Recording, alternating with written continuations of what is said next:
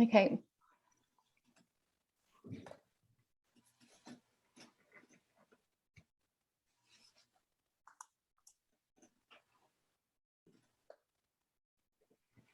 Okay.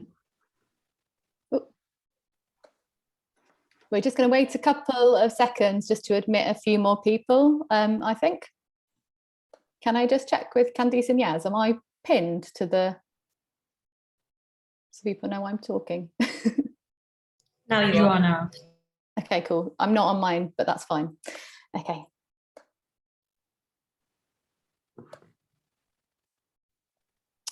So, yeah, I'll just give another couple of seconds. Where are we at? So we've got 20 people. Okay, I think maybe I'll begin my introduction. So,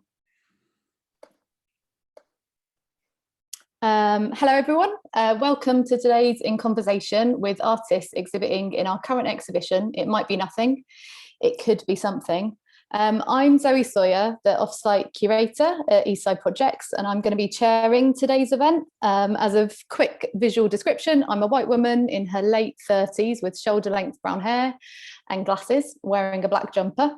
A quick bit of housekeeping. Today's event's being recorded, so feel free to turn your camera off if you'd like.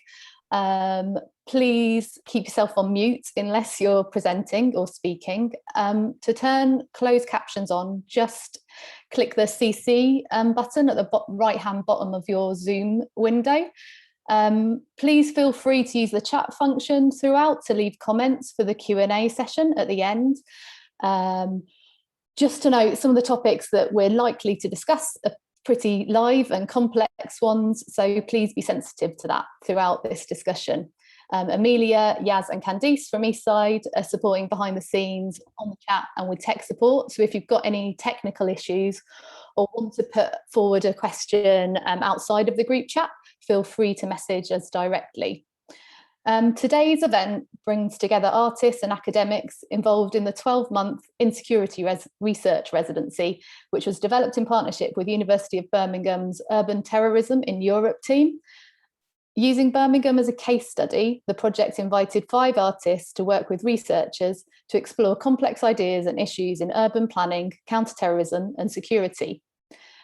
This project considered how research can both inform and benefit from artistic exploration and sought to encourage critical conversation by exposing and challenging prevailing assumptions about what, if anything, can make us feel more secure in urban spaces. The exhibition presents the outcomes and ongoing bodies of work developed through the project. So just to run through the timings before we begin, we'll kick off with Katharina Karcher, who leads on the Urban Terrorism in Europe project, for a quick introduction about that. This will be followed by 5-minute presentations from each of the artists focusing on works in the exhibition, their research residency, and how this connects into their wider practice. Full bios of each of the artists are available on the exhibition page of Eastside's website. We'll then have a 5-minute comfort break at around 1:40 before going into a discussion with questions from invited academics and that the artists have reached out to over the course of the residency, alongside other contributions from people involved in the project. After the group discussion, we'll have another 5-minute break at around 2:35 before going into a Q&A where we'll open up discussions for your questions. The timings of that might change depending on the flow of the conversation, but that's kind of the rough plan. So there'll be a couple of breaks, so we're not kind of looking at a screen for 2 hours. Thanks everyone for joining today. I'm really looking forward to what I think is going to be a really interesting discussion, and which I hope that you'll all get involved in. So at this point, I'll hand over to Katha. Thank you, Zoe. Thanks for coming, everyone. I thought I'd quickly introduce myself and say a few more words about the project. I can't help being distracted a little bit by the live transcript and what it does to foreign names. It's always an adventure to see how my name is spelled. So I'm PI on a research project that is funded by the European Research Council, and that focuses on recent acts of urban terrorism in Europe. with a particular focus on Germany, France, the UK and Spain. And we're interested in the cultural and political impact of these attacks and how they have shaped spaces. But we also really trying to use art as a tool to rethink a lot of those questions around security, around terror and what that is, and to imagine alternative futures. And this is really where I then got in touch with Eastside projects, and we started having conversations about what we can do maybe to think and work together to challenge some of those ideas around terrorism. And the first idea that is important in this context was that we don't narrowly focus on terrorism as it is defined. So one of the amazing things about the works that we will hear about and discuss today is that they really challenge the very assumptions that we work with as academics. And that's uncomfortable, but that's quite exciting, I think. So the very notion of us and what makes us feel more secure, if anything, is already something that is problematized by you guys in really interesting ways, because there is no such thing as us as a general public, of course. There's very different experiences and perspectives, and we need to think about them all critically. So I'm really excited to hear about those projects today and to discuss them with the people who are here. I just wanted to say that this has been a really challenging project because we started pre-COVID, and then if you can still imagine what the world was like before COVID, it was very different. We had great ideas and we had to change a lot of them. And it was amazing to see how Zoe and Ruth and everyone else from Eastside projects, but also, of course, the artists have adapted and grown with this challenge. So I'd really like to thank everyone at Eastside projects who was involved. I'd really like to thank the artists. And then, of course, I need to say officially, we also thank the European Research Council and the Institute of Advanced Study at the University of Birmingham, because they have funded this collaboration. So I think that's enough from me. I'm very happy to now pass the word over and enjoy sitting back and thinking with you. Thank you. Thanks, Katha. I'm going first. My name's Rebecca Huxley. Can I just check you can hear me okay? Great. I'm a white woman in my 30s, my late 30s, with brown long hair, and I'm wearing a brown sweater. I'm just going to share my screen, make sure I'm showing the right thing.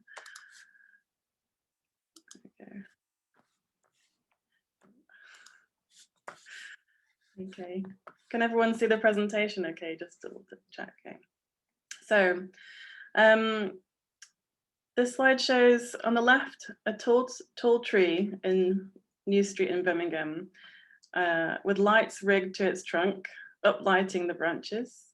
The right image shows a view from a hotel window looking down on the same area.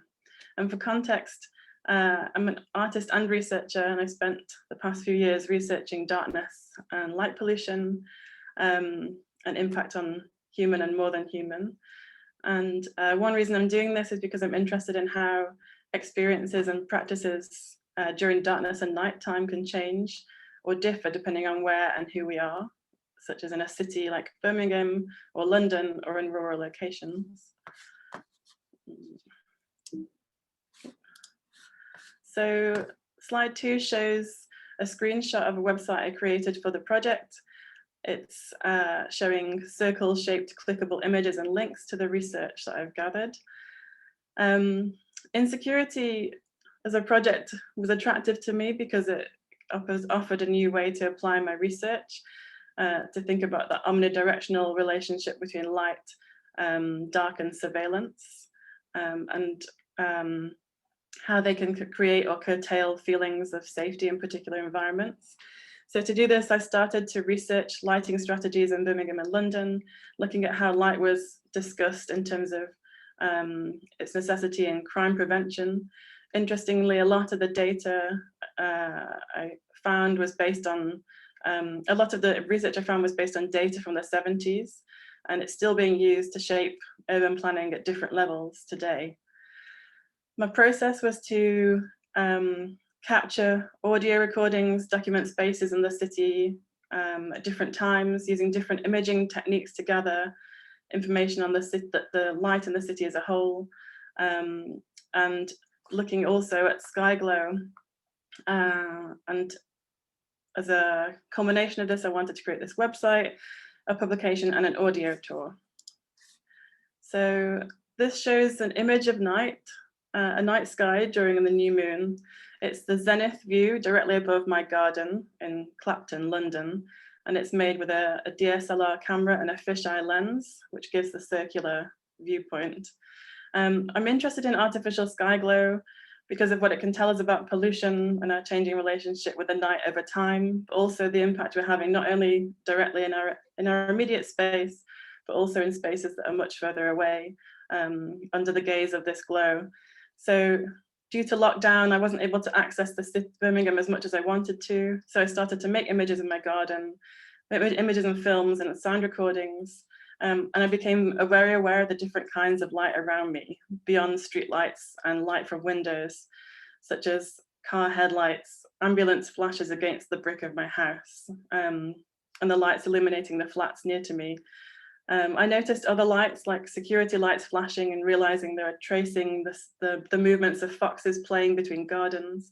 And these sounds and instances gave me a heightened sense of that I was not alone in this space. And although the location was not Birmingham, it helped me think a lot about what I wanted to capture for the audio tour when I was able to visit. So on the left, you can see, well, both images show the sky image, the night sky image, as it's been processed to map its color correlated to temperature. The processed raw image, I processed the raw image data of these images to measure with software that measures sky brightness in a dark site, and it's been made by an astronomer called Zoltan Kolath, who I've worked with before. I use these processed images to make a time lapse, which you can see on the website, which colors the sky glow and shows the colors changing over a period of time. The processed image on the left shows the clouds as white and gray and light gray, with the sky beyond as red. The interesting thing for me as I was processing thousands of images and looking at the night sky was it's not depicting what I wanted to see. So I began to play around the code and the script to produce what you can see on the right, which was felt like what I was expecting to see based upon images taken by scientists using the same tool. And it made me think a lot more about using and manipulating tools and thinking about this on a broader scale and how technology is used to extract and the process this tells me the scientific practice of its origination, its authority to make a claim, and how the parameters of how we measure something can easily be altered to provide evidence. This slide shows images from around Birmingham city centre, the canal at night time. I'm showing this because my next steps in the project, it's still ongoing for me. It's like a very long-term project. It's going to be an audio tour and a publication. The audio tour is being created from the site visits. The most recent one was in March, and prior to that, October. Quite a big gap because of lockdown. It's taking time to produce, to make it streamable and downloadable in different kinds of formats, and it will be an accessible loop around the city that people can navigate themselves. The tour is going to invite listeners to consider different kinds of light around them and consider their experience visually and acoustically. So exploring similarities and differences between New Street and the canal, down to the gallery, and thinking about the more than human aspect as well. The light discussed will be not just street lamps, but different kinds of advertising, floodlights, aesthetic lighting of buildings and facades, and the types of installations that are responsible for different kinds of city light emissions. And the tour can also be used as a prompt to think about lighting in one's own location. And then the publication that will be available in the gallery when it opens will bring together all of the research and the data to consider what kind of political claims can be made. Thank you.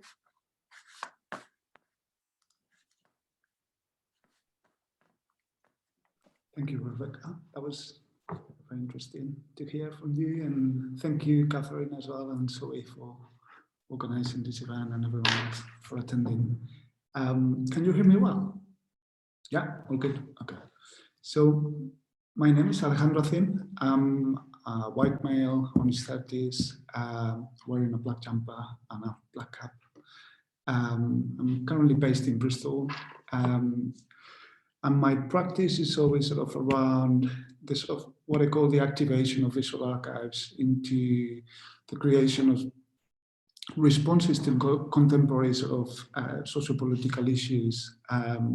So I was very interested in this commission when I saw it, because I thought the complexity of the theme itself was a very challenging one to make work about. So I'm going to share my screen very quickly, and I'm very bad at keeping presentations short, so I'm doing my best to actually keep it very, very short. So I'm just going to outline a few of the reference points that I use to develop the work.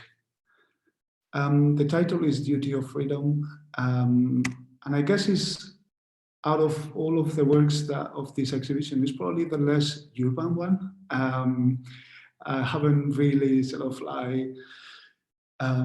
focusing the work in the sort of urban space, but I was very interested in the actual use of language and the discourses around terror. The beginnings of the research for me were mainly sort of tracing that sort of journey from the beginnings of use of the word terrorism to the actual understanding of terrorism or terrorist threats nowadays. And also start collecting all these sort of visual images that are normally associated with all the definitions. So here I just put a sort of visual, the visual streams of this idea of sort of following the journey on the definition of terrorism. We've got the sort of the French Revolution and the sort of the image of the so-called lone wolf. And I was very interested in how this conflict between the state and the individual always plays a big sort of part in how we define terror and how we define even security itself. I was very sort of fascinated by this quote of Robespierre, but he says that terror is nothing more than a speedy, severe, and inflexible justice. He says that it's less a principle in itself than a consequence of the general principle of democracy. So it's very interesting to see how the actual beginnings of the use of this word is already kind of associated to the idea of democracy as well, right? Which is sometimes quite hard to sort of see nowadays. But I think that the response or the final piece of my work was mainly focused about this academic paper written by Richard Jackson, by the Avery's with the University, which was called The Cost of State Terror, Knowledge, Politics, and Terrorism Studies. And the idea the abstract of this paper, or the idea around this paper, is that it was a discourse analysis paper where he was collecting or sort of researching 100 academic publications around written about terrorism and trying to define terrorism.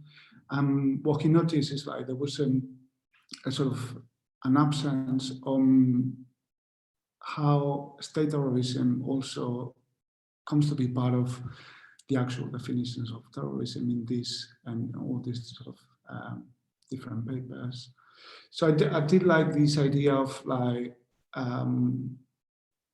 idea of silences and the idea of what is not part of the understanding of the word terrorism. What is the word terrorism lacking of to actually fully understand the consequences that it's having that we suffer today. So I sort of focus my work around this idea of the discourse how the discourse sort of function as a political technology. And as well as reading various of academic research papers and a bit of the history around the definition of terrorism, I was also collecting different imagery that I thought it was kind of pertinent to combine with these ideas that I was exploring.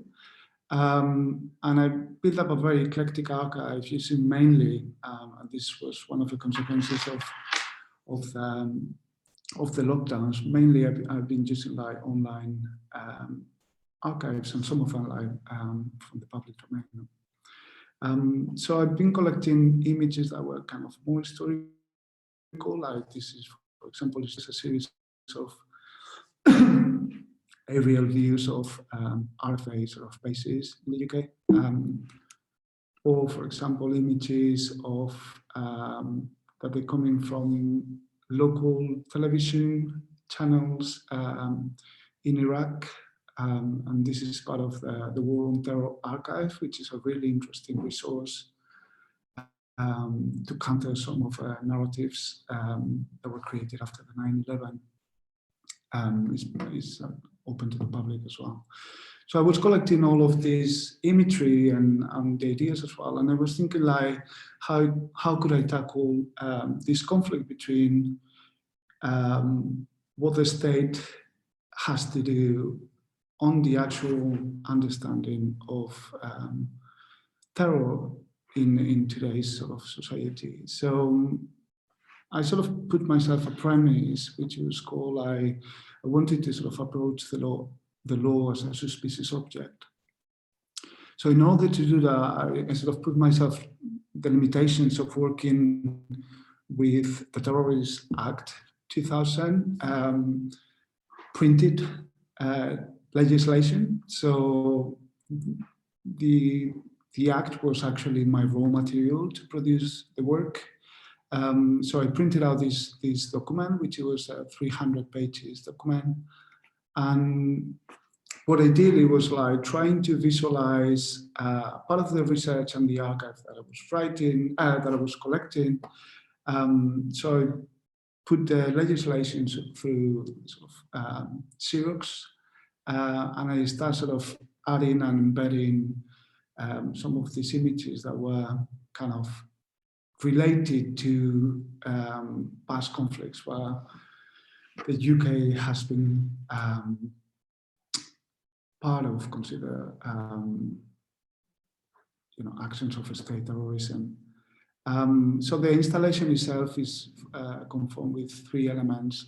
One is the grid, which is made out of the leftovers of this legislation that I embed images on. A video piece, which is mainly based around the academic paper that Richard Jackson wrote, and a sort of a sculptural piece here that is a knife, because with this, with the legislation itself, one of the purpose of this commission for me was like creating a knife, which is here. And is presented as an object. So I was very interested in this idea of how this sort of like a very abstract understanding can actually be objectified, can actually be defined and produce very, very specifically. And I like this conflict that I'm explaining in the video slightly more in detail. About the process of the uses of discourse of terror that Richard Jackson sort of explores in this academic paper. And the video itself is divided in these 5 titles. Yeah, I would invite you, the video is available on stream at the Eastside project, so I would invite you to have a look at the video. What you see on the wall is just the leftovers of every page after sort of laser cutting the knife itself. So the results is a combination of the law, the legislation with the images from the archive and the gaps or the silences that the knife sort of left on them. Sorry if I was over my time again. I think that would be all. No, thanks, Alejandro. I don't want to interject you. We're nearly there, so thank you. Cool. So next, Chloe. Hello, can everyone hear me okay? Okay, great. So my name is Chloe. I am a mixed race woman, almost 30, with long dark hair, wearing a beige top. So let me just share my screen. Okay.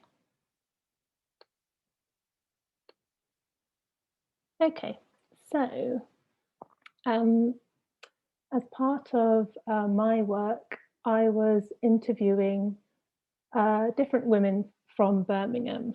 So I actually had 7 interviews to begin with, and I was looking at it from the view of terrorism and how women felt terrorism had affected their personal safety and their daily life. However, it ended up changing and evolving because it seemed that a lot of women weren't as affected by terrorism and the worry of it as I thought they would be.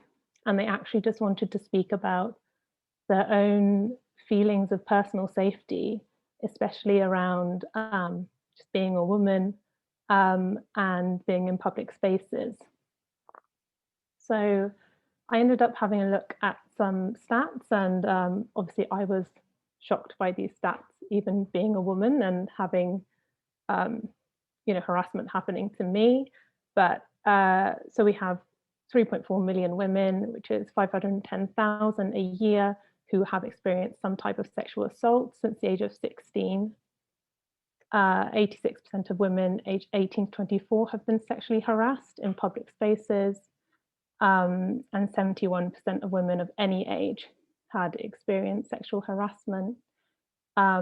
This study is actually a new study since obviously what's happened to Sarah Everard, and actually we have a lot more studies coming out now because it's been deemed more of an important issue.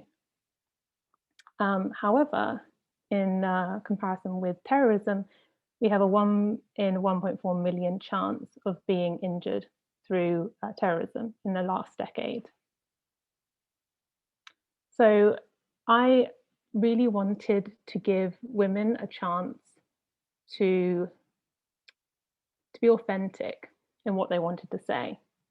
I wanted to give them a chance to speak freely, and I actually found that at the beginning of my interviews, I was being the oppressor in a way, because I was trying to bring round the questioning back to terrorism all the time, when the women actually just wanted to talk about how they actually felt safe or not safe. So by the end of my interviews, I started just letting women say what they wanted to say, and here are some of the things that they wanted to tell me in their own words.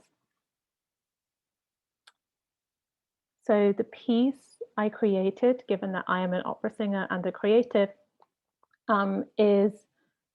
it's almost like an aria in itself, which is an operatic song. However, I only used my voice. So I wanted to base it on the aria Shall We Ever See from the Consul by Menotti, which is basically a piece about hope and hopelessness. So shall we ever see a day when this won't happen again? And I used layers of my own voice with no instruments, because I wanted it to show the voices of the women. I wanted to be able to represent them. And I actually used exactly what they said in the interviews as part of the song. Underneath the piece of music, I have layered my vocals as a drone, as a musical device, almost in a kind of collective way, to understand that even though each woman has her own individual story and the experiences that she wants to share on the top as a melody line, underneath are all the other women who have experienced the same theme and want to support her. And I'm always returning to the main question. So I have 4 different interviews that I have used for the piece, and almost like a chorus, as it were, we'd call it rondo form. We always come back to the main chorus, which is, shall we ever see the end of all this? And it's supposed to be illuminating the idea of the hopelessness, but also a sense of hope that maybe we can collectively come together to change what's happening to women. But yeah, short and sweet, there we go. Great, thanks, Chloe. Tamara, I think you're up next. Yes. Okay, let me just share the screen. Can everyone see that? Okay. Hi everyone, I'm Tamara. I am a white woman wearing a plaid shirt with a plain white background. And so my work in the exhibition is called Failed Monuments. It's the work on the right-hand side on the screen here in the installation shot from the gallery. And when I started working on this project, there were kind of 2 different avenues that I was approaching, because I kind of had an equal interest, I suppose, in both of them. And one was surveillance that's being used in counterterrorism strategies in the UK. And then the other one was the prevent. And I was interested in the language of prevent and the kind of how the systems of how the referrals are made, what are some of the keywords, and then the kind of absurdity of how certain actions are deemed as a potential terrorist threat. But I think eventually the surveillance kind of took over, but the interest in the language kind of stayed. And so I ended up making work that was inspired by the Project Champion that took place in Birmingham in 2010, which was a secretive surveillance operation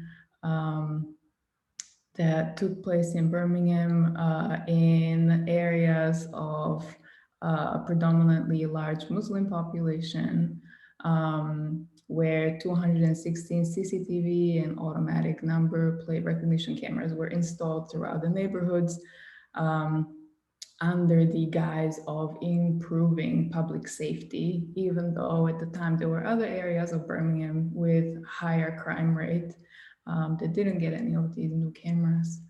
And in fact, the project was financed by counterterrorism fund from the Home Office. And I think what really interested me about it was the kind of contrast between its secretive approach and the kind of arrogance of the authorities in approaching the project, in not disclosing the full extent of the project, even to the local council. And at the same time, the resistance of the public that happened at the same time. And so for those of you that aren't familiar with the project, basically what happened was that the hardware was installed throughout the city, and it in fact never became operational. And so people started questioning what these cameras were, started asking lots of questions and kind of investigating what was going on. And it eventually led to the hardware being covered up and eventually dismantled and destroyed, all at the taxpayer's expense, of course. And so the work kind of combines a visual footage with a narrative that kind of describes the project, the project champion in like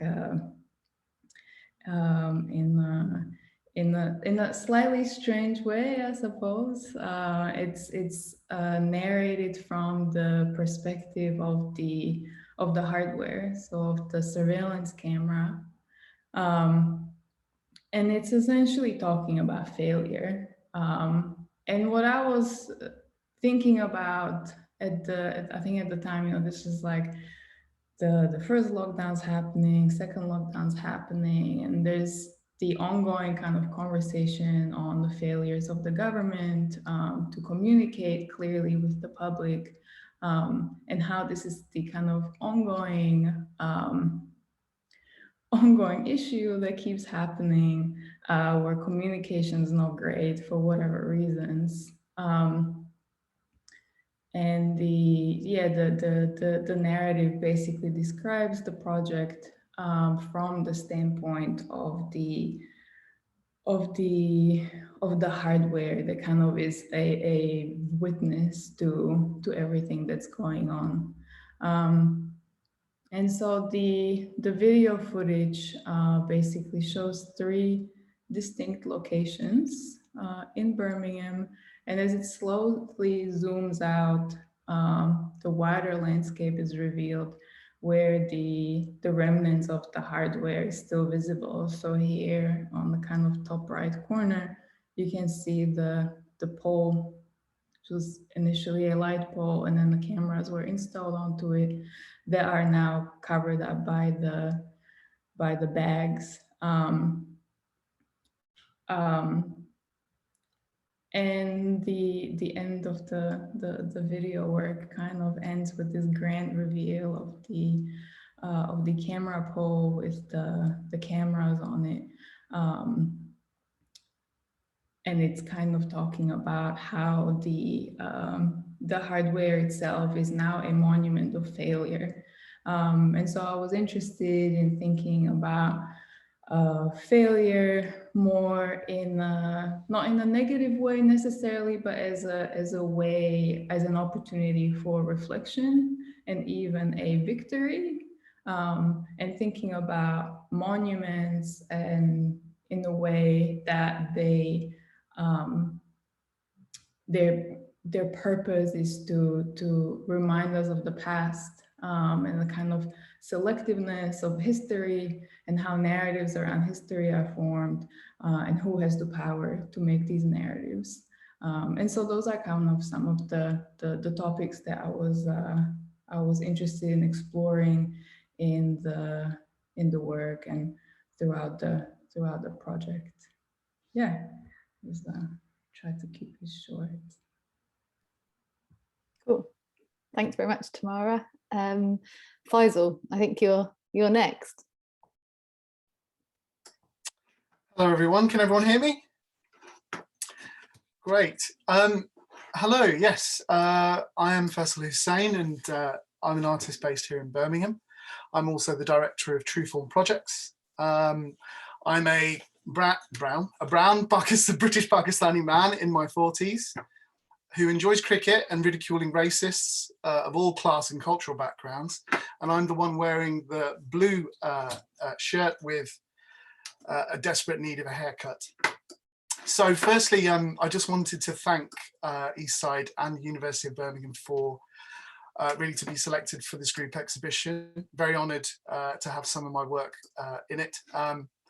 So really, the exhibition and this work was tantalising to me because since about 2014, a lot of predominantly my practice is based around, I suppose, the issues around security and racism. Since one of the many cameras in Project Champion, which Tamara mentioned, was actually placed outside my family business in Fulham Road in Spark Hill in about 2008, 2009. So it's not my first foray into this kind of subject matter. My previous work to do with this kind of, to do specifically with Islamophobia was called Suspect Objects, which is available online, and it's one of its first exhibitions of its kind that looks at Islamophobia, surveillance, racism in a variety of different ways. It's also on at SOAS at the moment in London. But enough of that. The group exhibition here, it's allowed me essentially to, I suppose, create and understand some further critical analysis of academic papers, which have been specifically sourced with the help of the other artists and academics, in particular, Katharina, Steve Hewitt, and Dr. Raquel da Silva. And without those kinds of insights, and I suppose academic insights, which have been key in kind of trawling through quite dense work, has been really important, as has been bouncing and presenting at different junctures through the project. Because I normally work alone, and a lot of it is to do with personal critical analysis as well as the environment. So yes, as I was saying, up until now, the majority of my work has been based around kind of really found objects and the stupidity of racism within things like government legislation and in the public sphere, and the framing, media framing of individuals. So just to really hold on, let me see, where can I share? Apologies. Just going to quickly share my screen.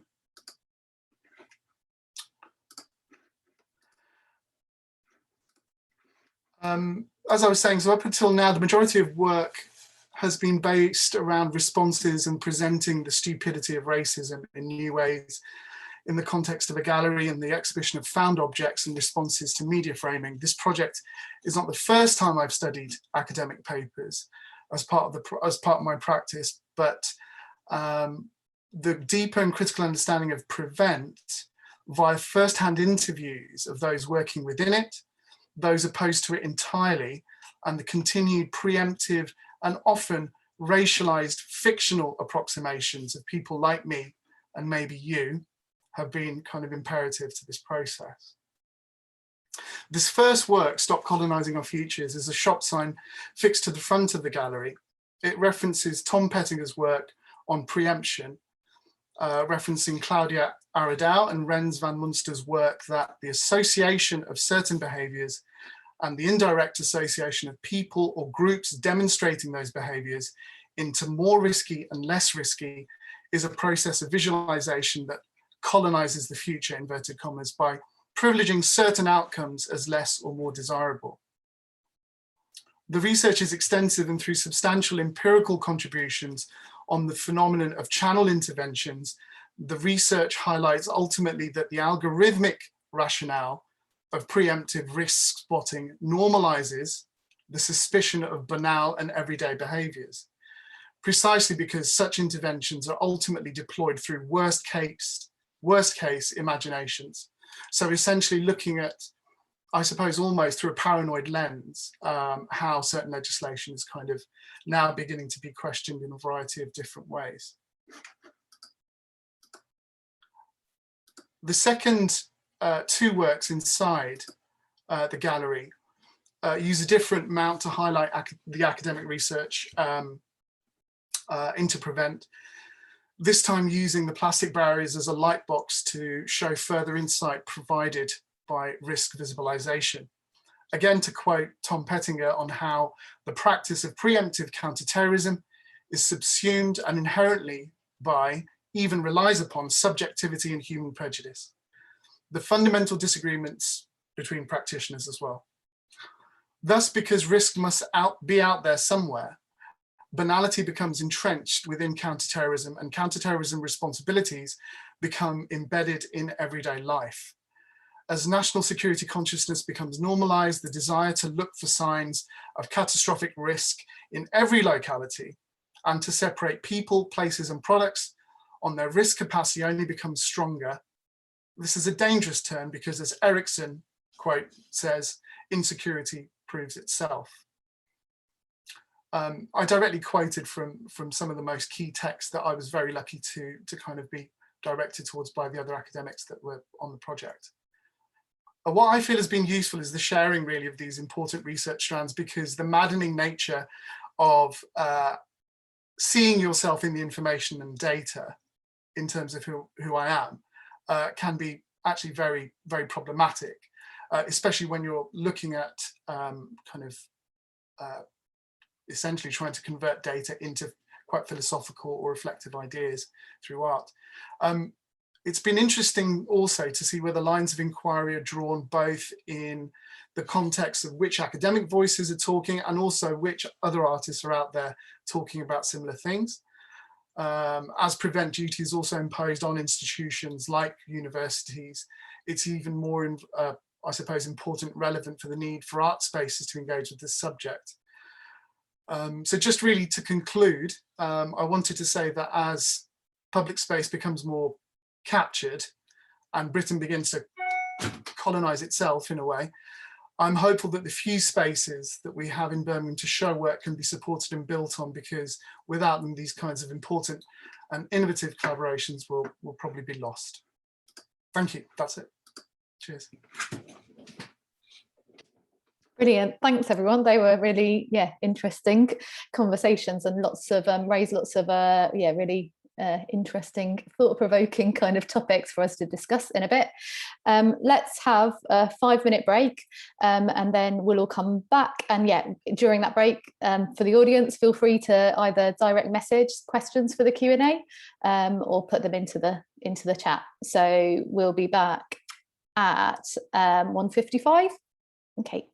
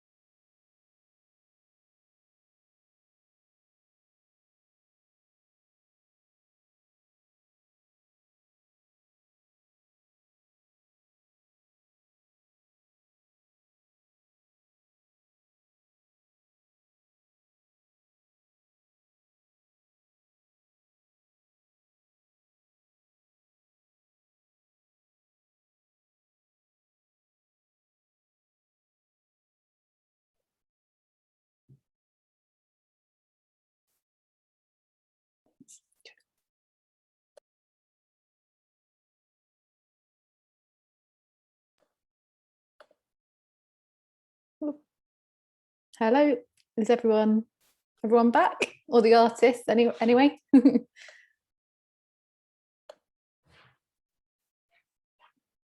Brill. Okay, so I've seen there's a couple of questions that have come through. Yeah, maybe all the artists, you can all turn your mics on now, because I think we'll kind of go between, unless there's stuff going on in the background. I'm just Katha, I think, yeah, just again to say thanks everyone for those presentations. They were really great. And so this part of the session, it's gonna be informed really by some of the questions that have come in from some of the academics that artists have engaged with. But Katha, you need to leave at some point, so I think you've got a few thoughts or a question to pose. So I think maybe you should kick off, as you might need to leave. Thank you, Zoe. Yeah, and thanks for the presentations, everyone. I just noticed I also forgot to offer a visual description of myself. So I'm a white German woman in her mid-30s with a baby attached to me, who's currently feeding. So, but you might hear him. I have a question, I guess, that is for everyone who wants to engage with it, and that is one that again is linked to my own research interests to a certain degree. And that is, I find it fascinating to see how quite a few of you have engaged not just with human actors, which is often the sort of obvious thing to do, but also with non-human actors involved in the constructions of notions of security and insecurity. Tamara does it very explicitly.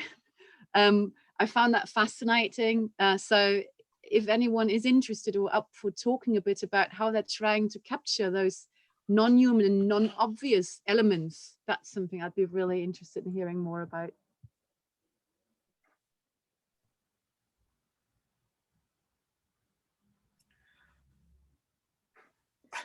Who'd like to kick off?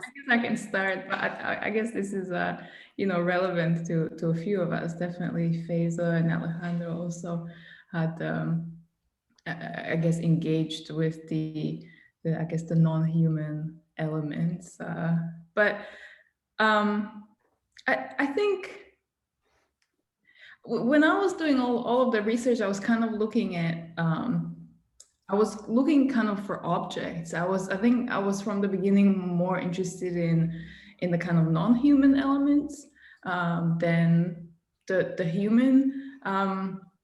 I mean, maybe it's a safe way to think about it, because I guess when you start thinking about human involvement in all this and the consequences on individuals are so far-reaching that that wouldn't necessarily be something that I would feel comfortable kind of discussing in the work.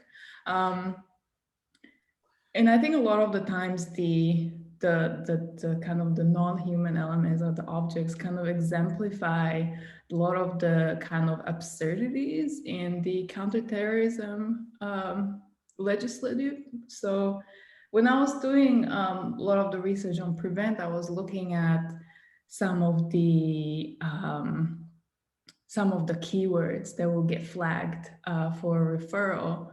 And it was really quite astonishing, the things that, someone would deem as a potential threat, I suppose, to everyone else. And so from things like, child's drawing of God knows what, honestly, because it was like a 4-year-old and describing it as a cooker bomb when it turned out that they were meant to say cucumber. Or another child that said that they live in a terrorist house instead of a terrorist house, and that got flagged.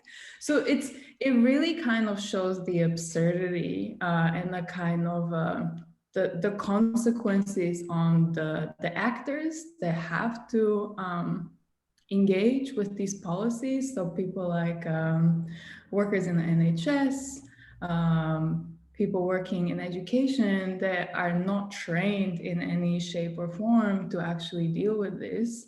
And of course, they're probably scared to get into trouble, so they report anything that might even remotely kind kind of present terrorism threat, although I really don't know how like a 4-year-old child, a 6-year-old child can, not sure what the justification there was, but I suppose again, it's the other kind of level of threat, right? That then gets kind of transferred onto another player, which is the person that's legally kind of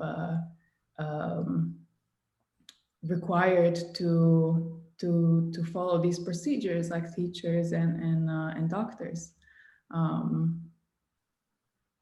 Yeah, and then so in my work, it kind of becomes really absurd, where the narrator and the main kind of character in the work is a non-human object, right? So kind of giving a voice to the voiceless in like the most absurd way possible. Yeah, there might be anyone else wanting to. That's great. Is there anyone else like Rebecca? I know that you've kind of directly been thinking about that as well in your research, and that's kind of ongoing, so it might be quite a live kind of thought for you. Sure. I mean, yeah, it's I think one thing that sort of became apparent over the course of the year, and it's been something that has been brought up in my work before, is that whilst these kind of digital technologies that make visible traces of loss or harm that characterize a kind of relationality with other species, there's also, I mean, as was said previously, that they kind of play an ambivalent role in their sort of potential to exact harm, or it's kind of like a messy mix of these uses of digital technologies. And so for me, I think it was interesting to come in and apply this research that I'd used looking at other species back into the human, or what I saw as like a human dominated realm. But yeah, I think yeah, that's about it really for my comment. Yeah, well, that's good. Anyone else? Any of the others? Like, just wanted to that one of the reasons I decided to make a knife and not a gun, for example, with the legislation, was like as well, like through conversations with Katha. There was something that she said that really sort of stayed, which was like, what makes a knife a terrorist threat? Yeah, what is a terrorist knife? That is sort of different to a normal knife, and that is part of our daily lives. And I was making that really literal simile with the legislation itself, on how the legislation or certain counter-terrorist measures can be, literally harmful, and the way they use and the way they sort of apply. But they actually how they sort of deal and sort of how they sort of control a lot of aspects of our daily lives nowadays as well. So the idea of focusing on the construction of an object was helping me to pose that question of what actually defines the threat itself, and how the legislation itself can be questioned as well around this sort of use of it. okay, cool. I think Katha, are you? Thanks for the question. I think you're otherwise engaged at the moment, or might have to go. So I'm gonna. Is Keith Spiller? Are you? I know you were going to attend in person, and I've got your question here. I'm just seeing you. Yeah, Keith, you're here. Yeah. Do you want to ask your question? Yeah. Go for it. I'll just put the video on. The one of the commonalities with all the speakers and contributors, which were great, thank you very much, was a kind of a sense of challenging a kind of a domineering force. And I was just thinking about, examples of that. And one of them currently is decolonizing the curriculum in education in universities, schools, and so on. And I'm just wondering what, the work can kind of contribute to that, decolonizing the curriculum, as well as other kind of pressing social issues that are ongoing in the UK. Brill, thank you. No, thank you. Yeah, any of the artists, Faisal, you invited Keith to make the kind of ask a question. I wonder if you want to respond to it first? Or? Well, I wish you would have asked a simpler question, really. But yeah, so the way that I kind of think about decolonization and also archival work is the way that Stuart Hall, I think, describes it, which is re-remembering. And it's that aspect of really being able to present things that are more than documents, but have resonance in a variety of different ways. Their colors, their clothes, the artistic vigor of translating or reflecting something of the time. And for me, there is an inherent parallel with what is going on with the decolonizing a kind of movement, as well as the kind of work that we, I suppose, are also engaged in, which essentially are the animation of things that are counter, I suppose, legislation, but that are also obviously metaphorically and kind of colourfully reanimated through the work. So there's definitely, I think, a parallel. I think that the opportunities are great. However, as I concluded in my own talk, I think that the kind of discussions that we're having, not to be too political about it, and also some of the pressures that academics themselves, and it will be, I think, artists next, will be to curtail these kinds of discussions, especially these kinds of, especially if it's a kind of discussion that potentially antagonizes, say, a museum, or antagonizes, say, so for instance, the National Trust have a I think a 300 strong signatory of members that are completely wholly against the questioning of what the National Trust holds, and there are other kinds of movements. So this, I don't really want to say cultural, but those aspects of kind of this clash are really beginning to kind of spill out into really places that we hold sacred, which for me are galleries, which are creative spaces. So indeed there are parallels, but then this is again the case where academics, I've been very happy to work with Keith in the past, so this is really where we have to have each other's backs. Yeah, great. Anyone else want to respond to that at all? It's fine if you don't, I can move on, but like, yeah, that's really interesting just to kind of, yeah, consider artists' role in that and how artists and academics might be able to kind of work together in that work, yeah, in decolonizing. So we've got another question from Richard Jackson, who's the academic. He is in New Zealand, so he currently works at the National Centre for Peace and Conflict Studies at the University of Otago in New Zealand. So he's been invited by Alejandro, and it's more of a comment really. And so it's his paper that Alejandro his work is woven into that, and in some ways a response to or kind of informed by. So he's shared this comment. Since I wrote Ghosts of State Terror, I've been thinking about other forms of state violence that are inflicted on people, namely epistemic violence and psychological violence. One of the big expansions in the area of counterterrorism has been so-called de-radicalization and countering violent extremism. These programs involve what I consider to be violent forms of deprogramming people, attempts to change their views, thoughts, beliefs, and subjectivity.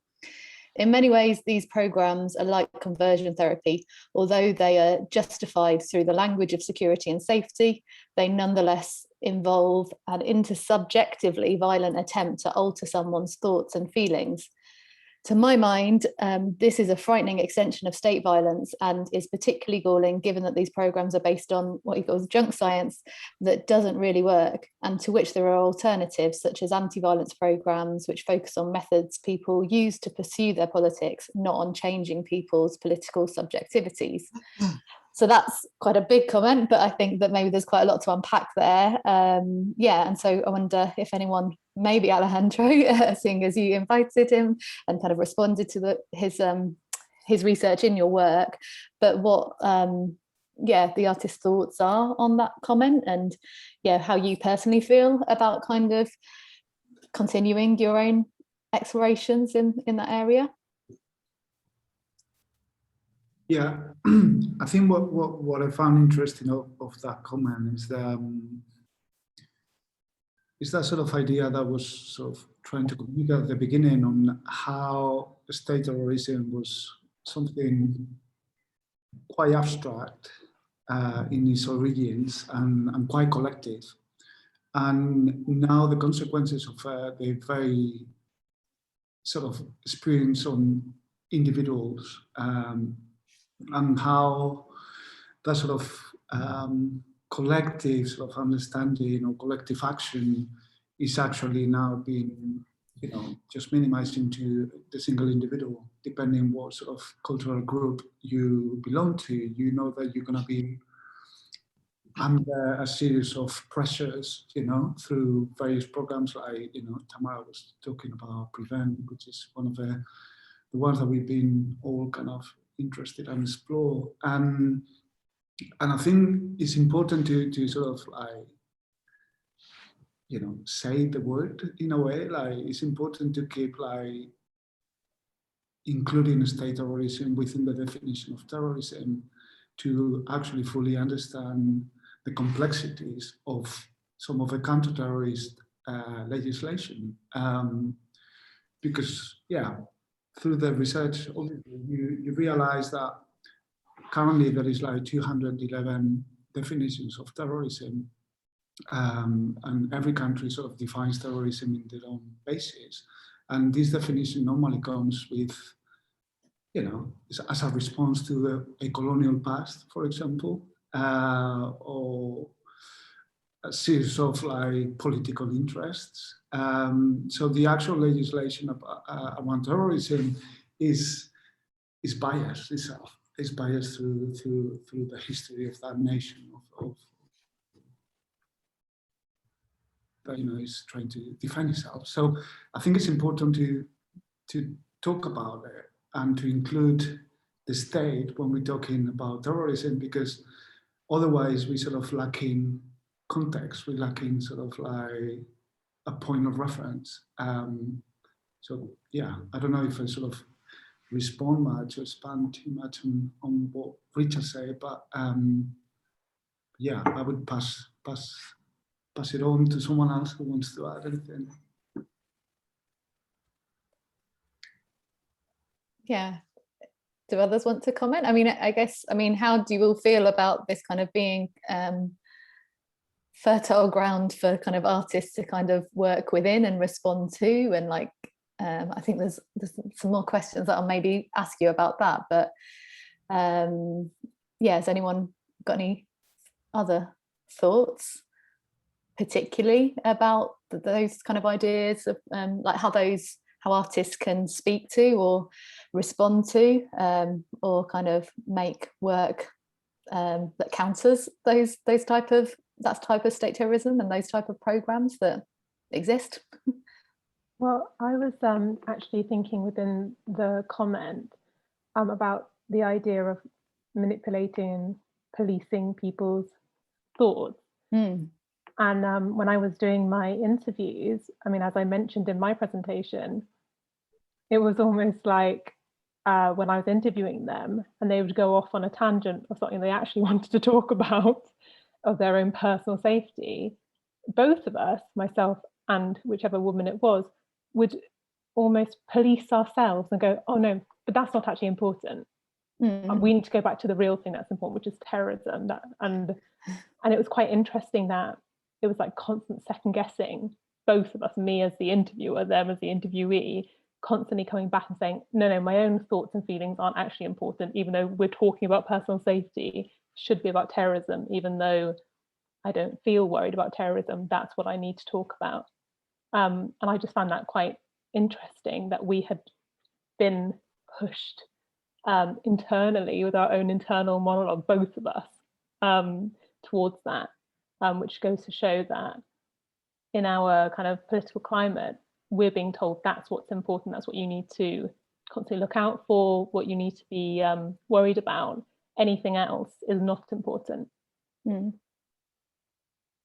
Yeah, good points. Yeah, interesting kind of perspective. I think that's kind of come out in you are able to like shift the focus of your work, I think, away from like maybe with preconceptions of what terror is, or what it's perceived as, and shift it onto maybe kind of more pressing or wider felt kind of experiences. And maybe I don't know, Faisal. I just wanted to really add that we are talking about trauma.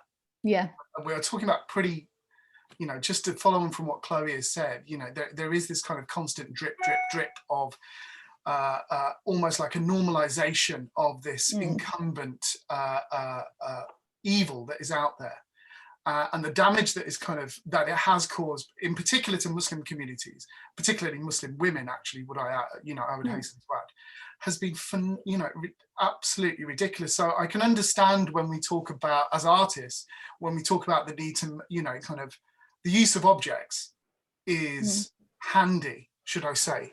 It's been handy for me because it's a container that allows us to be able to really place a lot of this traumatic material onto, or as I prefer to say, to stop it, to laugh rather than to cry about it. But I think that there are the courage that's going to be required to be able to, I think, unpack this kind of trauma is going to be beyond the reach of a lot of artists. I'm sorry to say, I just feel that it's incumbent on collaboration, because not just I know, I'm sure all of us know, through having to trawl through these traumas is not nice. I would rather be laser cutting some nice sculptures with my friend down the road and making, other kind of beautiful ornate, or the other beautiful work that other artists have produced. But the requirement of this material, the racism, the prejudice in the material is malleable and flexible, but yet we have to understand that it's also very, very courageous to have to try and work with it. Yeah. I mean, did you, I'm kind of ad-libbing now, but did you find this type of a project, so like that it turned into a year-long project, and like, within, we had to operate within COVID, so it wasn't the kind of the same restrictions, but added another layer that probably affected the outcome. But this type of setup, do you think this is something that maybe our organisations or cultural bodies, could do more to create this kind of scaffolding or support systems for this type of work to happen, given that it is could be and has the capacity of being traumatic, and there needs to be kind of that, some facilitation and support for that work? Has it been useful for it to be set up in the way that it has? I mean, I'm sure there's ways we could improve it, but yes. I'll let other people on, but I would, but I'll answer instead. But I was going to say that I think for all of us, it's not really our first frame working with academics. Maybe I think I know a lot of well, some of us are academic, but I think what's very important, or what's been important to me, has been really I suppose the voice of the unheard in a lot of the work. Responding as someone from a Muslim background to legislation that victimizes or vilifies Muslims is a certain context. It has a certain resonance and a certain, kind of, as does work around race or identity or around gender. Therefore, maybe those subjects do require an additional level of nuance, maybe, if we are to engage in these kinds of things. Is that asking too much? I don't know, but working as an artist in my own right, I kind of my support mechanism really comes from my partner, my family, and friends. So if we are to work in that way, I suppose this is where artist collectives in art history become, more relevant. I think I'm rambling a bit. I'll stop. No, that's a good point. But like working collectively on it being a collective project probably is like useful for those people that maybe aren't as courageous or like find it more difficult rather than not do it at all. Does anyone else wanna? Go on. I can. I say? Yeah, I think it links to what Faisal just said and the comments before. And I think whilst artists might not be able to necessarily kind of offer solutions, and it is very difficult, as Faisal said, to kind of you can't walk through other people's trauma in the same way. You can certainly open a discussion that leads to ways in which we can sort of like work towards respatializing ourselves. So I was thinking a lot about Sylvia Winter's words with Catherine McKittrick on Being Human as Praxis. And she talks about hierarchy of humanness and ways to respatialize the human in relation to everything else around us. And thinking about what we're doing and how we're working as kind of expanded practices of ground truthing and the ways that we're looking at surveillance and lighting and how that can work towards kind of respatializing disparities between humans, really. So I think art and the exhibition has been really sort of like great for me to kind of explore that and to kind of put that kind of thinking into practice. Great. There's a couple of, maybe this one's a good one. So this is a question from Dr. Jonathan Hurlow, who's chair of psychiatry division of Birmingham Medical Institute and sits on the committee for professional practice and ethics and is a consultant forensic psychiatrist in Birmingham. It's a fairly short and sweet question, but he's asked, so he's invited by Rebecca, or you kind of in contact over the project. He asked which of these works, so the works in the show, which of the artist's works flow with political currents of the artist's own personal lived experiences, which cuts across it. So that's kind of to all of you.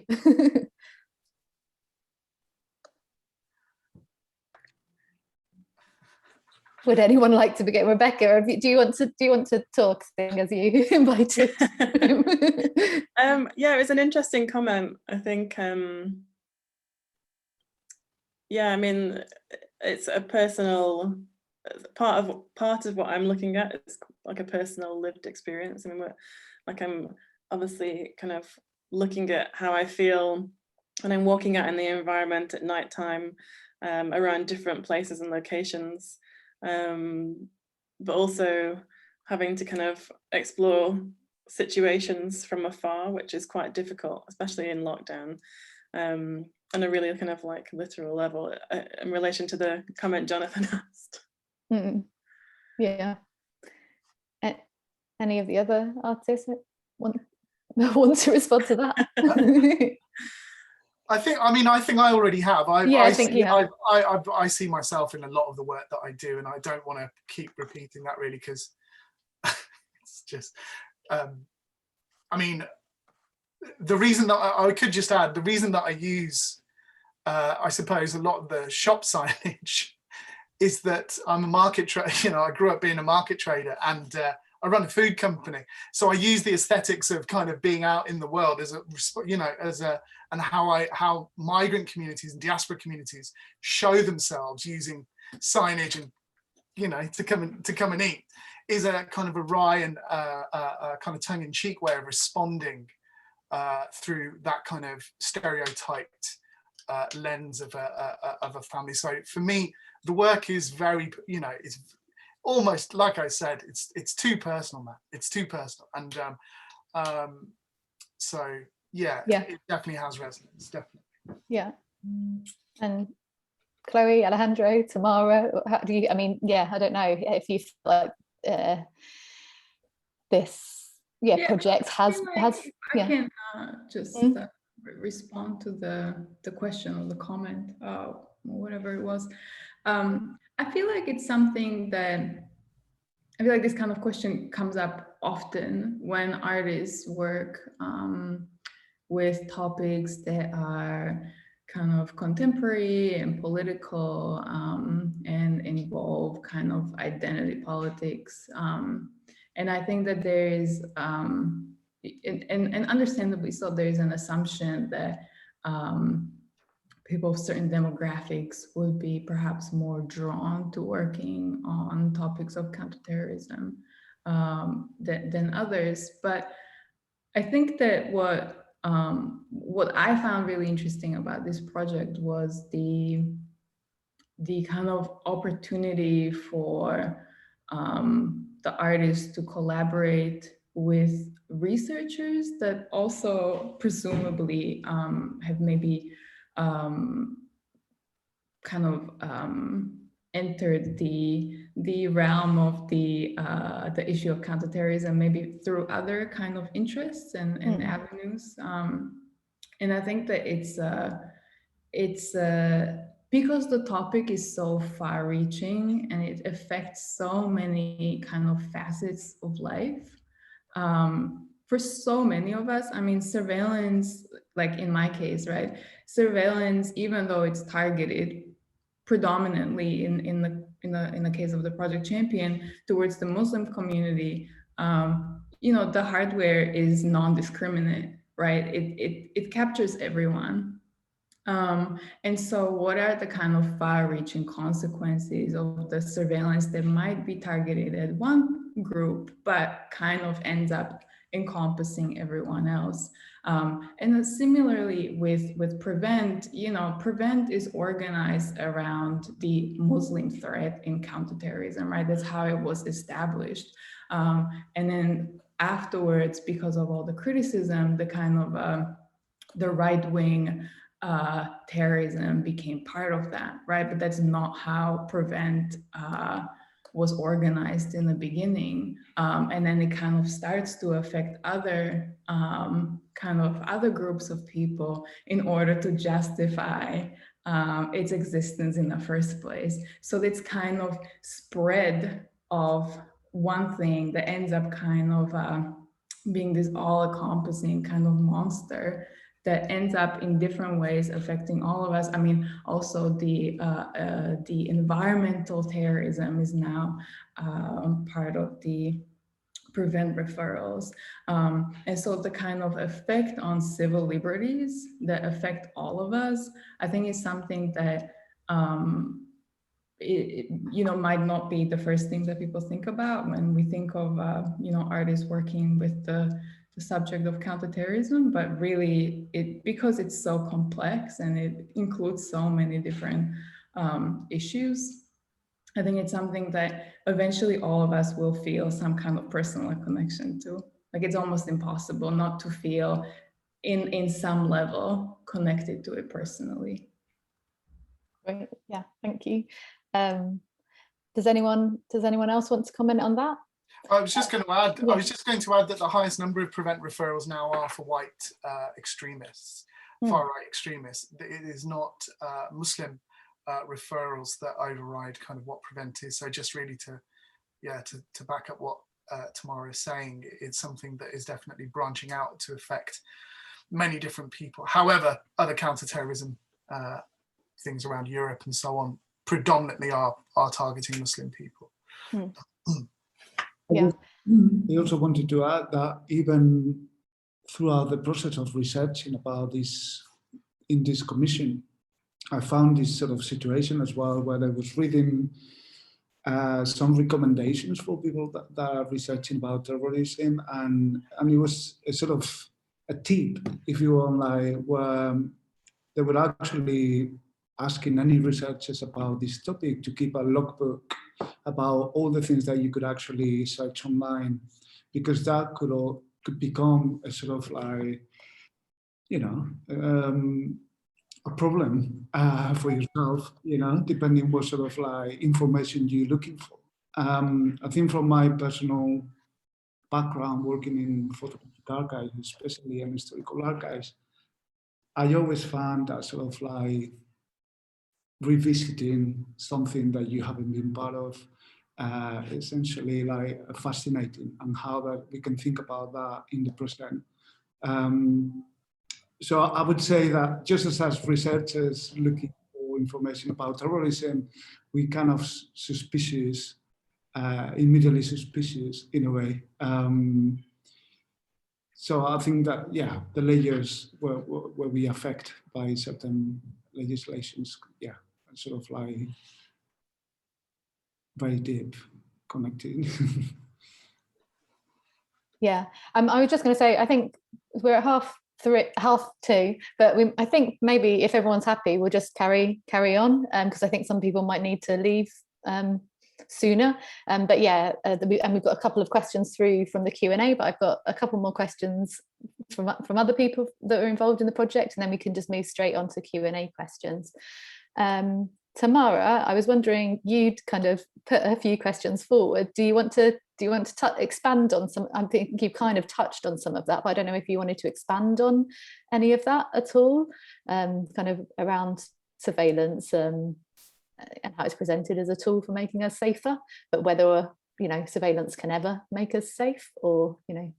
Yeah, I think I mean, when I was thinking about some of the commonalities amongst the works, I was thinking about how surveillance was an element that was present in some degree in a lot of our works, and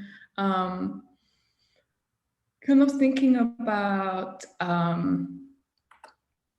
surveillance as an assumed tool for providing safety and security. How does this measure up in the context of other methods, such as increased street lighting, in case of, for example, Rebecca's work, that has actually been proven to show a reduction in crime? And so I think because that's the language of surveillance always is justified by increase in safety, but in fact, increase in CCTV cameras very rarely leads to any criminal convictions when crime actually does occur, and it is even recorded on the CCTV camera. And so really the language of justification for this, it kind of falls short of proving any real results, whereas something like increased street lighting has been proven, or at least that's kind of what I came across in my research, to increase safety. And yeah, what does that mean? I don't know if this is something that Rebecca would want to respond to. Sorry, I don't mean to be like putting you on the spot. Yeah, it's interesting. I think there's a lot of contradictory data and research that's been done. And a lot of the research I looked at and I've talked at with other light pollution researchers found that there's no evidence of a relationship between the count of crime and streetlight switch off or part night lighting. So focusing on quite specific things. It also depends what kind of area you're looking at as well. Like sort of specific locations. But yeah. Right. So you're saying that it basically doesn't work. I'm saying that there's lots of contradictory work, and a lot of it is, like I said before, has been based on data around crime from the 70s. So a lot of lighting strategies will pull from that kind of data. And I talked recently to a lighting specialist who also is working on this because to sort of improve this data because it's very outdated. So yeah, I think it sort of depends on how you look at it. If you're looking at sort of specific crime and you're looking at when and how lights are switched off, and for how long and things like that. It's quite hard to measure, but there's an argument that withdrawing lighting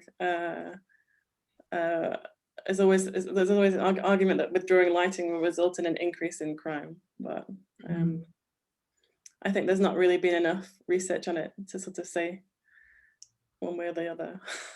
Yeah, well, I guess it's interesting because I came across a study that did show that there was an improvement in terms of the crime reduction, and I guess that's interesting that you know, I suppose you can almost find any reports to prove almost anything that you're trying to prove, right? Because you might find one case study when after, you know, installing a street lamp, the crime reduced for 2 weeks, but that might have absolutely nothing to do with the lighting. It might just be coincidence. Yeah, time-specific circumstance, things like that. Yeah. Great, thanks both. Amelia, you posed a question. Do you want to ask it in person, or shall I ask it on your behalf? Yeah, I'm happy to ask it in person. So I was wondering, in light of the recent reactions and protests in public space to people's safety, namely over race and gender, how do the artists feel their work sits alongside these tensions about personal safety in public space? And does the work provide a platform to explore these concerns? Great. Does anyone want to respond to that first? I don't know, Rebecca, I'm picking on you again, but you don't have to respond, I guess, because like there was quite a lot of there were kind of protests happening at the beginning, you know, as you were kind of and your project's still live, which is kind of interesting. So I wonder how it might be continually shaped by kind of ongoing discussions and kind of definitely. I think, I mean, I've mentioned to you that I didn't publish some work on the site yet because of various reasons relating to sensitivity and sort of making sure that I was sort of talking about things in the right way. Obviously, sort of my position can be seen as coming from saying, well, we should reduce lighting, and a lot of the conversation that sort of a month ago was talking about, oh, you know, we need more lighting. It's kind of like the first instinct for them to say is like, oh, we need highly illuminated places to feel safe. But then when crimes are still being committed in those sort of highly illuminated, highly visible locations, like what else do we need to feel safe? So one of the pieces of work I was going to publish was a survey, and I I found that difficult to publish, following some feedback of other people who'd sort of taken it as a test, and it definitely, I think, has impacted how I'm thinking about my work, what I'm publishing on the site, and being sensitive to people's reactions to how I'm talking about darkness and the things I want to ask. Yeah. I was going to add a little bit to that as well. Yeah. Which I will do now. It was, I suppose, in the last year we've also really been, well, we've just discovered that a lot of surveillance and facial recognition is racist. So there is also that kind of new implication of what is going on with the programming and the urban planning of these kinds of different spaces. Who is it being done by, for who, and by who? Which is why I would imagine this, you know, that the work has to be dealt with quite sensitively in terms of kind of what Rebecca was saying. But I mean, I suppose that's from my limited knowledge of watching Coded Bias on Netflix at the moment. But that for me, that is going to be, I suppose, the next tier of maybe potentially this project, is that what are those signifiers and those algorithms now for how surveillance, I suppose, is operated, and what rights, if any, are we going to have to be able to call the technology racist now? Call the people, you know, it's a mind-boggling. but it also has the kind of resonance of Minority Report, of preemptive crime that we kind of engage with in, which is what Prevent is about. It's a bit, you know, it is this kind of, you know, almost science fictional kind of aspect. And I'm gonna stop. Yeah. If I can just add to the facial recognition thing. So you know, the thing about facial recognition is that it works with data sets, right? And so the data sets are kind of dominated by Caucasian faces. And so what that means is that the algorithm is then better equipped to recognize a Caucasian face rather than any other face, and that's where it starts to make mistakes, right? So I think that it's interesting to think about, you know, algorithms that, you know, algorithms are neutral, but algorithms are created by humans, and we are not biased. And so the kind of biases that we have as humans are then kind of transformed into the technology that we kind of believe is neutral. But because we are the ones creating it and feeding it information, it kind of ends up mirroring the same kind of defects that we have. So yeah, there's no hope. It's been happening since Kodak. Yeah, absolutely. So it's no new either. Mm.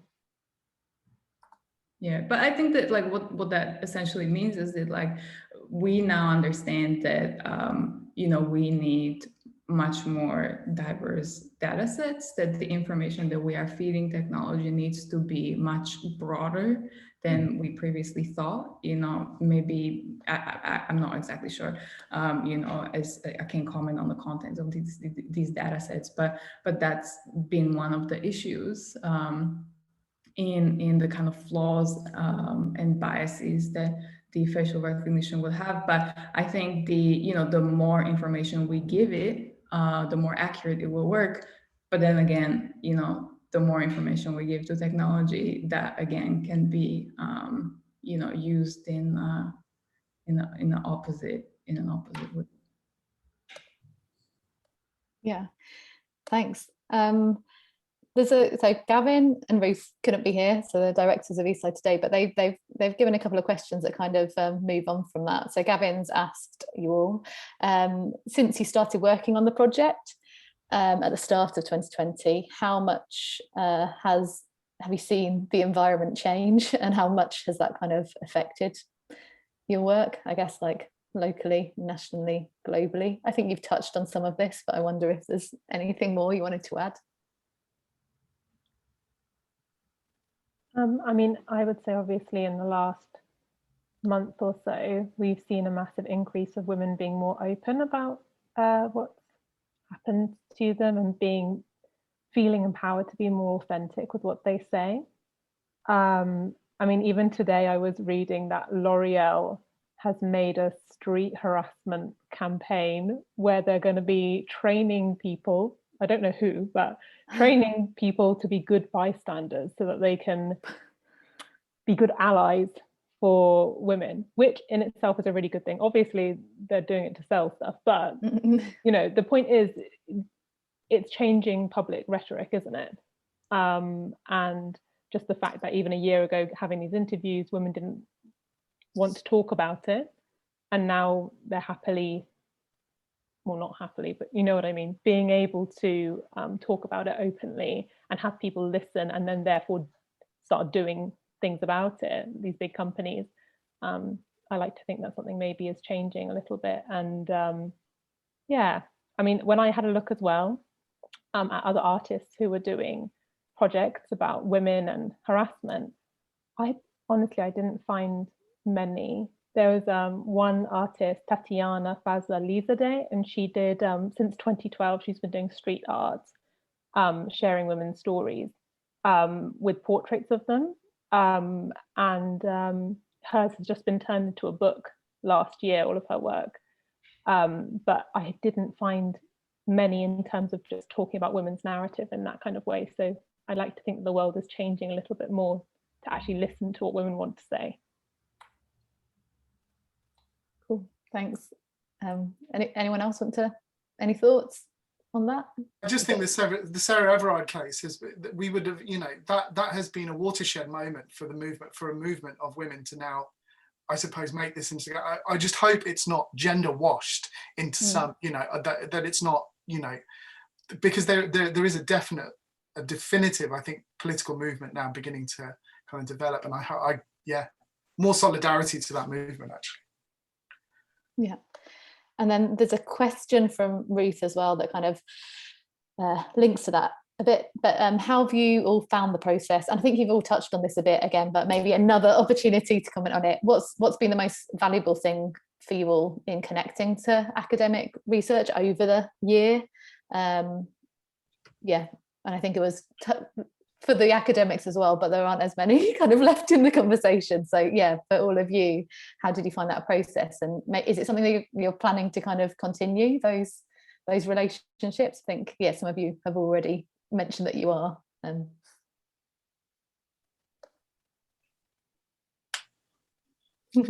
Yes, absolutely. I mean, absolutely. I think it's because some of the process is quite emotive. I don't know how emotional all the rest of you are, but because it's such and we've touched on it before, because the subject matter is so emotive, depending on how close you are to the subject, whether that's gender, being watched, being brown, whatever it is, the ability to be able to have someone hold your hand through quite dense academic work just allows ideas to flourish in a very different manner.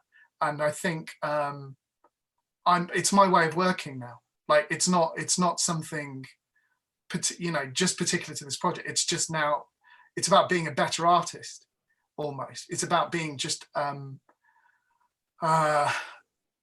what's the word? Just, I suppose, slightly more critical than, you know, kind of the more philosophical, I've said this before, but the more philosophical just kind of thoughts and whimsies around, or standpoints on important, or taglines on these kinds of subject matters. So it's just made, I mean, it's also made things harder. I don't want to work this hard. I'm an artist. I don't want to work this hard. And it's just, you know, it's the fact that it has been this kind of introduction to how academics really deal with data and difficult data. And if we just have, I suppose, the few tools and the few sifting kind of process help with, then I think that's just been really brilliant. They're shortcuts almost to cut to a chase or to distill very complex arguments down. So I'll definitely be using that way of working kind of much further, but I suppose it will just be about balancing, also taking the audience with you. Before maybe the others respond to that, I just wondered if we've got time just to quickly touch on a couple of the questions that have come from the audience as well. So there's one here which maybe kind of, sorry Faisal, relates to kind of your work, but also Tamara as well. So they say, in taking time to conduct research around Prevent, do you believe a totalitarian approach was taken by the government? And is the same language being recycled now without the Prevent link to make it more palatable to the public? So that's kind of just I mean, you don't have to answer that, Faisal, but I just wonder. It's kind of your opinion on the status of the Prevent kind of, yeah. Where we are, look, I mean, we've talked so much about it today, but where we are at the moment is that we have a kind of mind-boggling treatment of what Prevent is, with a new lead commissioner who's, you know, inherently racist things that's been associated with Trump and a variety of other things. A previous kind of minister, Shawcross, I think, you know, who has had 400 Muslim organizations kind of boycott him previously. So at the moment, I think it's Robin Simcox who's, you know, who kind of tout or has touted anti-Muslim conspiracy theories. And this is the guy who's the new UK government counter-extremism chief. So it just, you know, you couldn't make up this kind of, you know, totalitarian approach. Yes, it's completely correct. It is peculiar, but it's not just here. I think only, you know, a lot of people can see it's prevalent within a lot of stuff, from the, you know, from the way that COVID was treated through to a lot of other things. So what can I say? It's awful. It's atrocious. Yeah. It's atrocious the way that, I think what someone who I think would be very good or is a good person to kind of listen to at the moment is a guy called Doctor Zoë Sawyer, who himself was arrested in 2000 and something, and then consecutively kind of sued the police for making up certain evidence against him. So this is the context in which we're kind of creating this work, and I think it's important to kind of understand that, and understand that Prevent is a ridiculous or has its major problems. Yeah, thank you. And then quickly, unless anyone else wants to respond to that, I was going to move on to the other question that's come in through the Q&A. So Carla, I don't know if you're still here, but I'll ask it on your behalf just so we can move quickly. So Carla says, I'm interested in ideas around privatization, security and terrorism, coming from South Africa, where more money is spent on private security than the police and army combined. Not only does it have racial consequences, but also there is an incentive for private companies to stoke fear. I was just wondering about the relationship between privatization and security within Birmingham and the UK, if anyone, has like kind of come upon that, like when they were kind of researching, or has got anything to add. It's kind of a comment, I guess, and an inquiry. Yeah, I was looking a lot into surveillance and facial recognition in terms of the counterterrorism, and I didn't find much, just because it's so secretive. It's quite obvious that it wouldn't be something that would be easy to come across. But in Birmingham, but then also in places like London, when it comes to something like facial recognition, it's not really something that is allowed through national legislation. And in private spaces, so in spaces like there's a mall, I forgot the name of it, in Birmingham, where there is facial recognition, but it's a private space, which essentially means that different kind of laws and regulations apply. So the facial recognition is used there, just like it is used at the area of King's Cross in London, because it is a private land. And obviously this footage is private, but if a crime was to be committed, the police does have the right to that footage. And so I think that this is the kind of era that we have been in, but we're definitely entering even more and more where private and public interests are completely intertwined. When we look at, like even the amount of data that private companies now have on us, even thinking about it in the context of the COVID passports, that will likely be, organized by private tech companies, and how all this kind of medical data on us affects us when it comes to who has the right to our data. Is it public property? Is it public institution? Is it a private corporation? And so I think that the public and the private interests are so intertwined at this point. I have no idea what it's like in South Africa, but in the UK and even in the US, it's hugely problematic.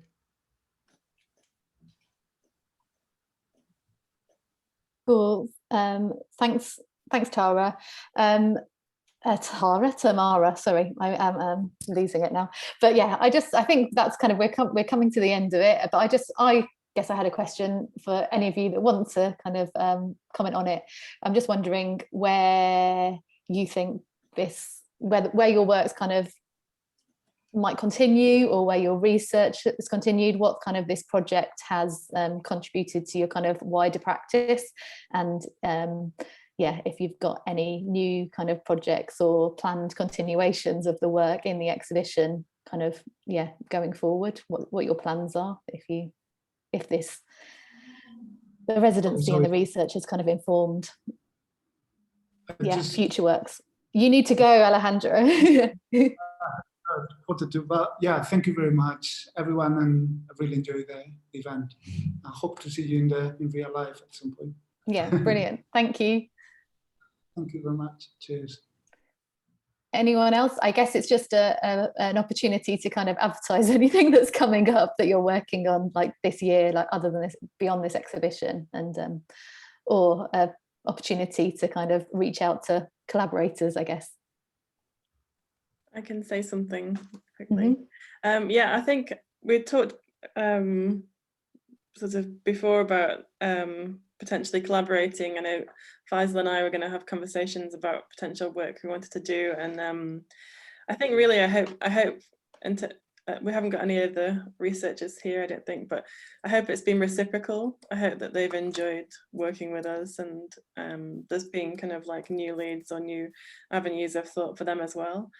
Because I think for me it's been kind of like tangential and really enjoyable to see kind of like the intersections with the other artists' work as well. I'm going to be looking at, I think I mentioned the audio tour and publication, but also I've been looking at a lot of data from a series of information requests from the council, looking at different kinds of spending on lighting and lighting type in different areas.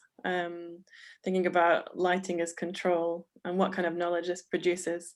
So I'm working on mapping that as well. But yeah, it's been a really amazing project. I've really enjoyed working on it, and it's going to continue to influence my practice for a long time, I think. Yeah, I mean, unless anyone has anything else that they want to add, I guess I wanted to say thank you to everybody, and it has been an amazing project in a very strange year, and it's amazing that such a kind of brilliant exhibitions come out of it. I hope that everyone watching has had an opportunity to have a look at the virtual tour, which is live on the website now.